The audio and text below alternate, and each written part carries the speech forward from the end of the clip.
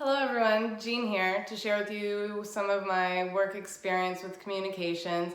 I have been a business professional for over 20 years. I've worked a lot of corporate jobs and have had some good experience with communications and definitely some bad ones.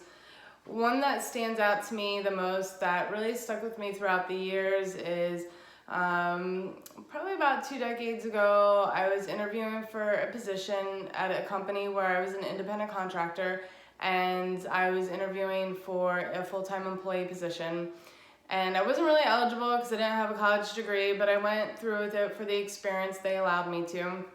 And the feedback they came to me with afterwards was one of the directors had asked me to describe a situation in which I worked with somebody that I didn't like, and how did we overcome that and get past the obstacles and get the job done.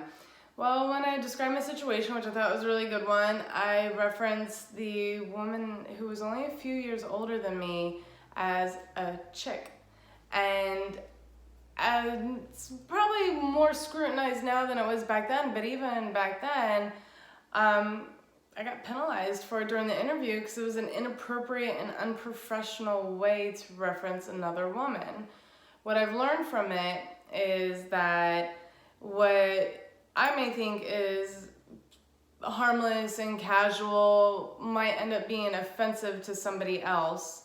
What I think is not a big deal might be a huge deal to somebody else.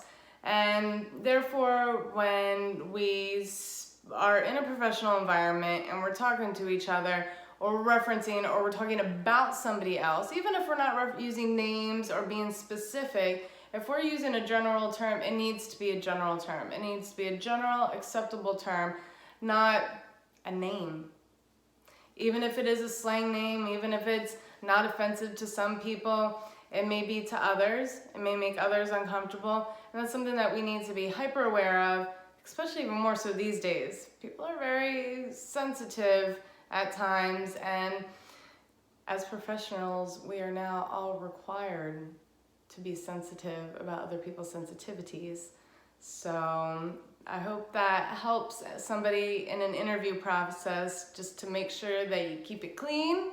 Even if your language is clean, keep all of your words clean and super generic. I hope that helps someone. Y'all take care. Have a good one.